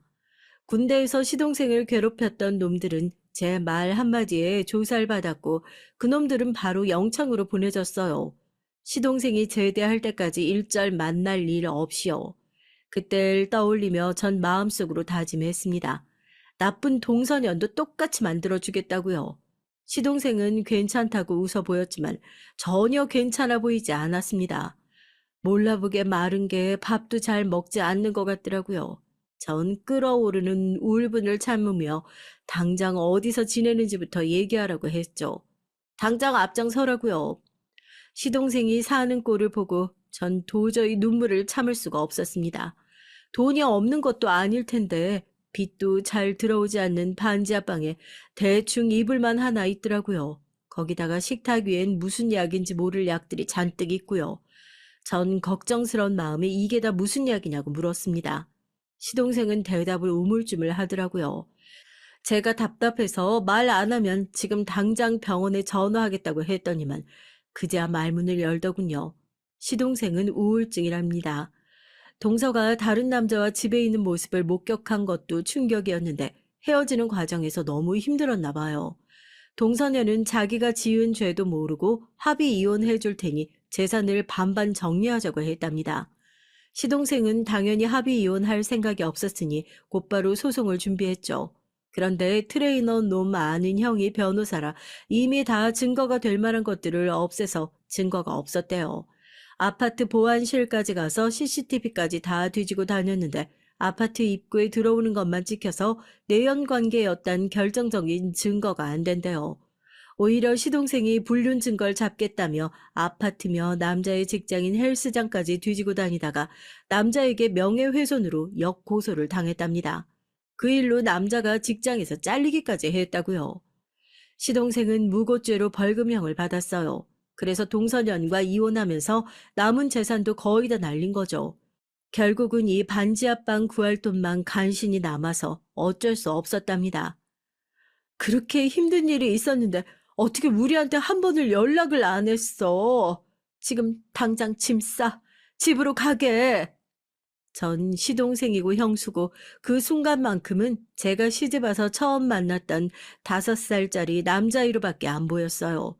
제게는 첫 아들이나 다름없는 시동생이 그동안 혼자 얼마나 마음 졸이며 힘들었을지 생각하니 가슴이 찢어지는 것 같았거든요. 형수가 이렇게 먼저 찾아와 준 것만으로도 고마워요. 나 이제 괜찮아. 그런 년 있고 다시 열심히 살 거야. 그러니까 걱정하지 말고 내려가요. 내가 어떻게 서울까지 와서 학교 선생님이 됐는데 나 일 열심히 할 거야. 시동생은 절대 저나 남편에게 더는 신세지며 살 수 없다고 지난 일은 훌훌 털어버리고 씩씩하게 잘 살 거라고 했습니다. 30이 훌쩍 넘은 본인 걱정은 이제 하지 말라고요. 그게 시동생의 마지막 모습이었어요. 얼마 뒤 끔찍한 일이 벌어졌습니다. 그날따라 새벽부터 머리가 지끈거려서 잠을 한숨도 자지 못했어요. 그래서 아침에 남편과 시내에 병원에 다녀오는 길이었죠. 아무래도 감기 기운이 있는 것 같아 약을 좀 지었거든요. 그런데 막 버스를 타려고 하는데 연락이 왔습니다. 서울 어디 경찰이라고 하는데 뭐라고 하는지 잘 못 알아듣겠더라고요. 제가 어디라고요라를 한 번 더 물었더니 경찰이 말도 안 되는 소리를 했어요. 시동생이 집에서 스스로 목숨을 끊었다고요. 전 버스에 올라타려다가 그대로 주저앉아 버렸습니다. 남편은 또 왜 그러냐고, 또 머리가 아프냐고 바로 부축을 했어요. 전 도저히 남편에게 말할 수 없었습니다. 눈물이 너무 하염없이 흘러서요. 인생이 왜 이 모양인 줄 모르겠어요. 하늘도 정말 무심합니다. 제 시동생은 평생 욕 한 번 할 줄 모르고 남한테 피해 한 번 주지 않은 착한 사람이었어요. 그런 시동생에게 왜 이런 끔찍한 일이 벌어졌는지 모르겠어요. 서울에 올라와 장례를 치르고 시동생이 살던 월세집을 정리했죠. 남편과 아들은 마음이 좋지 않다며 업체를 쓰자고 했지만 전 제가 하겠다고 했습니다. 그런데 제가 시동생 방을 정리하다가 말도 안 되는 걸 발견했어요. 학교에서 받은 서류인 것 같은데 학교 측에서 시동생에게 권고사직을 요구하는 서류 같더라고요. 사율 안에 교사 개인의 사생활이 학생들에게 좋지 못한 인식을 만들어 교사 전체의 명예를 실추시켰다는 이유였습니다. 전 어이가 없어서 그대로 서류를 들고 학교에 찾아갔죠. 그러고 보니 시동생 장례식에 학교에서 선생님이 몇 안 오긴 했어요. 조화도 작은 거 하나 보내왔고요. 그땐 워낙 마음을 추스르지 못하고 있어서 생각지도 못했었는데 이런 사연이 있었구나 싶어 당장 뛰쳐갔죠. 그런데 학교 교장 말이 기가 막히더군요. 제 시동생이 이혼한 줄도 몰랐었는데 얼마 전에 동서년이 학교로 고소장을 보냈대요. 시동생이 트레이너에게 준 합의금이 부당하다고 동서를 다시 고소했나 봐요. 동서년이 당시에 살던 친정으로 고소장을 보냈는데 동서의 불륜으로 이혼한 줄을 몰랐던 부모님까지 불륜 사실을 알게 되신 거죠. 그에 대한 복수로 동서는 시동생의 학교로 고소장을 보낸 겁니다. 거기다가 결혼 생활 중에 바람 피우고 동서에게 막말을 퍼부은 건 시동생인데 자신을 불륜녀로 만들었다며 판사에게 호소문을 보냈대요. 정말 답이 없는 년이었습니다. 학교라는 곳이 보수적이잖아요. 더군다나 아이들이 있으니 소문이 금방 돌고 학부모들 귀에도 들어간 거죠. 이미 시동생은 불륜남에 성격 파탄남으로 소문이 났습니다. 우울증 약을 먹긴 했어도 제 앞에서 씩씩하게 잘 살아보겠다고 했던 시동생이 갑작스레 스스로 목숨을 끊은 이유가 바로 이거였어요. 그 쓰레기 같은 년이 사람을 아주 바닥까지 몰아세운 거죠. 그 순간 저의 이성의 끈은 끊어졌습니다. 그 미친년을 가만두었다간 제가 제명에 살지 못할 것 같았죠. 전 아들에게 부탁해서 동서년의 뒤를 좀 캐달라고 했어요. 사실 요즘은 별로 어렵지도 않더군요. 아들이 SNS를 몇 분 하지도 않았는데 곧바로 그 미친년의 SNS를 찾아냈습니다. 엄마, 이 미친 아줌마 결혼한다는데? 그년 뒤를 캐기 시작하자마자 놀라운 사실을 알아냈어요. 그년이 그 트레이너 놈이랑 재혼을 한답니다. 아, 정말 뻔뻔하기로는 최강이었죠. 전 가만히 있을 수 없었죠. 이에는 이, 눈에는 눈이니까요. 전 그년이 결혼하는 날 결혼식장으로 쳐들어갔습니다. 내가 꼭 복수해 줄게. 하늘에서 똑똑히 지켜봐.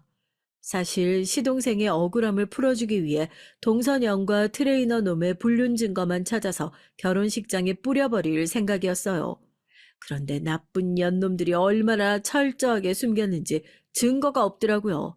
그래서 할 수 없이 제가 MSG를 좀 쳤습니다. 사람을 좀 불렀어요. 저희 시동생 사연 듣자마자 서산 지인들이 다 저를 도와주겠다고 했고요. 그년 결혼식에 동네 사람들이 총출동했습니다. 결혼식이 시작되자마자 약국집 딸내미가 트레이너 놈 동거녀로 나섰어요. 여보, 나한테 어떻게 이럴 수가 있어? 내가 당신이랑 같이 산 세월이 몇 년인데. 뭐야, 당신 누구야? 사람들이 웅성거리고 트레이너 놈이 누구냐고 당황하는 사이 저희 동네의 가장 큰 슈퍼 젊은 사장님이 동선연에게 달려가 매달렸습니다. 자기야, 어떻게 날 속이고 다른 남자랑 결혼할 수가 있어? 얼른 나랑 같이 가자. 우리 보라가 집에서 기다려.